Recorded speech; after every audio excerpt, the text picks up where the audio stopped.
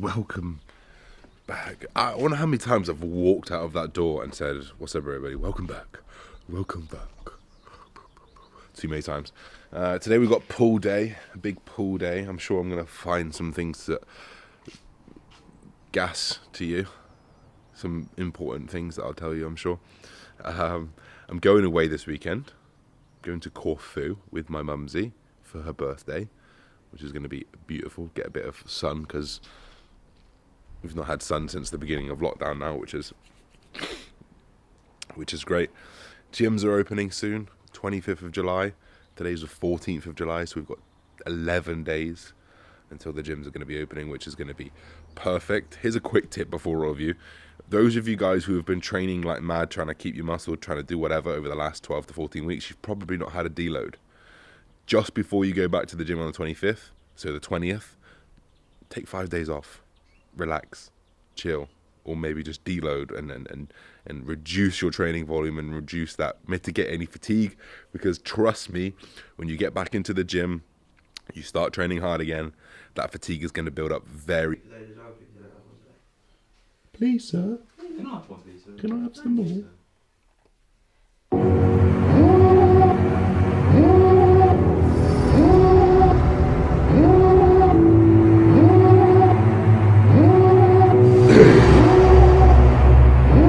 Devil in a red dress, call 911, I'm a killer. You know I hate to confess. Bang bang, got my hand on the trigger. The devil in a red dress, call 911, I'm a killer. You know I hate to confess.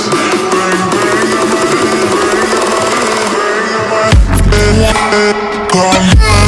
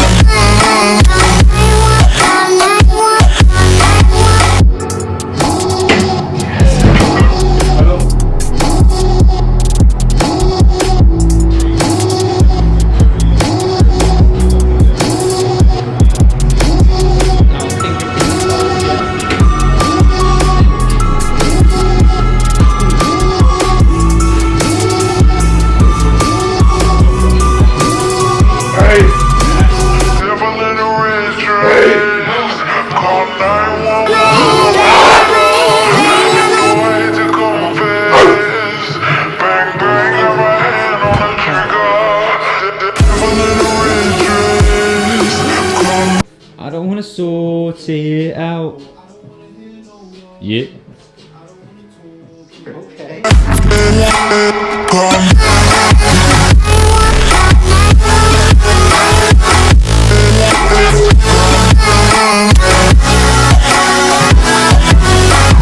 Up we go then. We're back.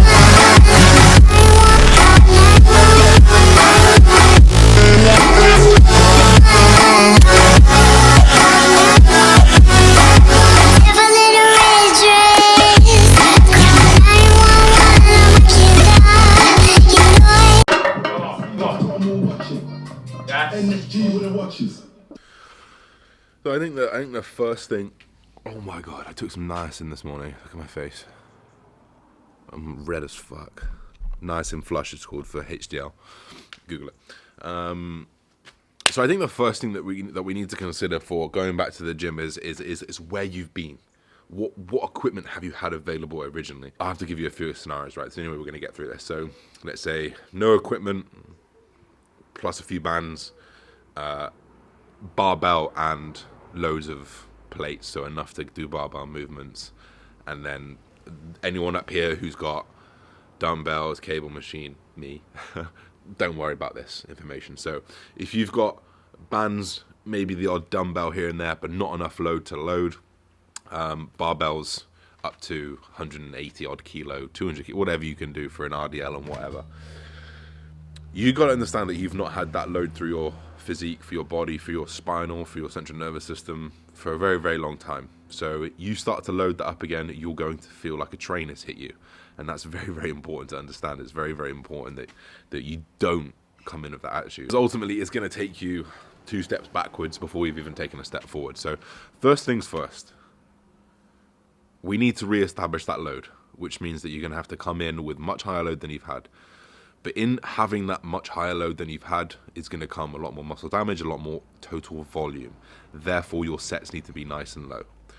I genuinely wouldn't tell anyone to do more than 1 top set on each exercise.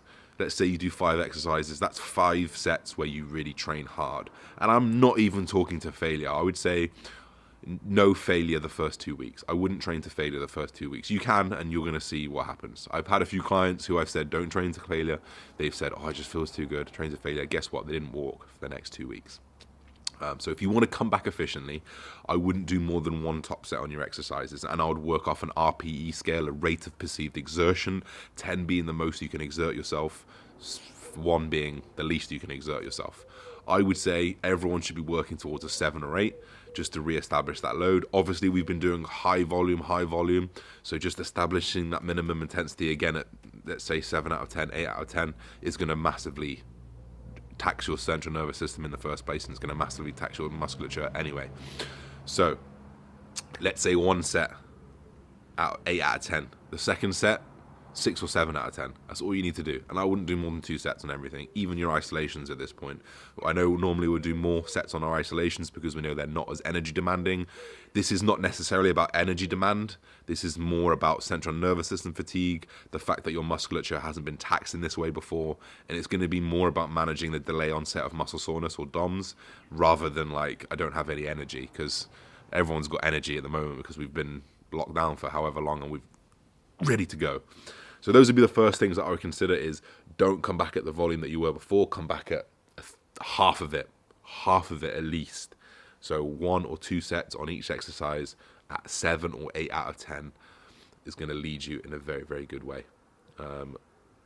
Let's go on to the next. So my next point is going to be a little bit about the split. Now, obviously, you're not going to be able to jump straight into your high frequency whatever you were doing, push-pull legs, one after the other, because you're going to be in that situation where you probably still won't recover from those couple sets that you did from the week before. So now there's a few ways that you can attack your split.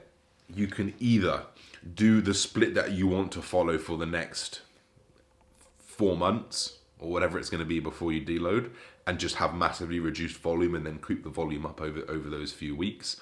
Or you can be a little bit more technical and you can maybe start with 3 sessions of full body over the first week. You could maybe move to upper lower the second week for 4 sessions. And then by the time you're into week 3, week 4, you've repeated upper lower twice.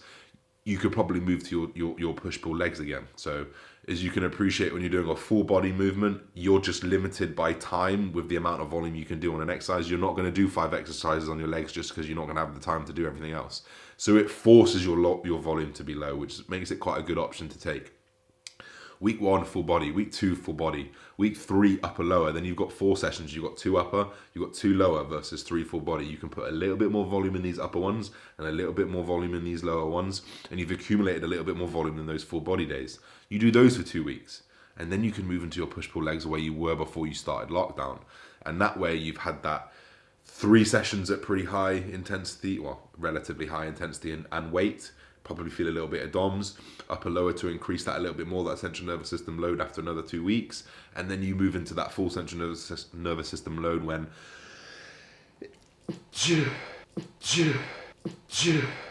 when movement patterns have been achieved, stability has been achieved again, you feel strong, the central nervous system is adapted and ready to take on load again, and then you can push into your full split where your volume is higher on each body part. That's one way that you can go about it. Now, the other way that you can go about it is by just taking that split that you would like to do in the future, which is the way that my post-lockdown training program is going to be, or is structured. If you were interested, it's going to be the first link in the description box. And it's a 3-phase, and the same way that this full body, upper lower body, and this going back to your thing, it should be. It's a 3-phase over 6 weeks, because it's not going to come back over 2 weeks. It's not. You're going to still feel wrecked because it's been 4 months now. And this is just going to be your standard push-pull legs, but we're going to take that same principle as what I said earlier, and we're going to do one top set of 8 out of 10. And then we're going to just back off on whatever it is and just, get a good feel for the movement, 7 or 8 reps.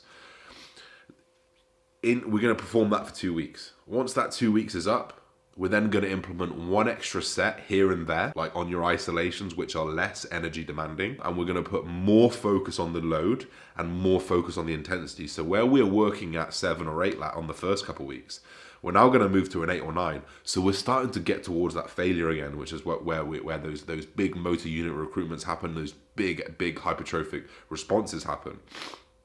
And we're going to perform that for 2 more weeks. Again, you see, we've got to let this happen for 2 weeks. Let the adaptation happen over 2 weeks. And then you come into your third phase. This is where you're going to kind of go back to normal.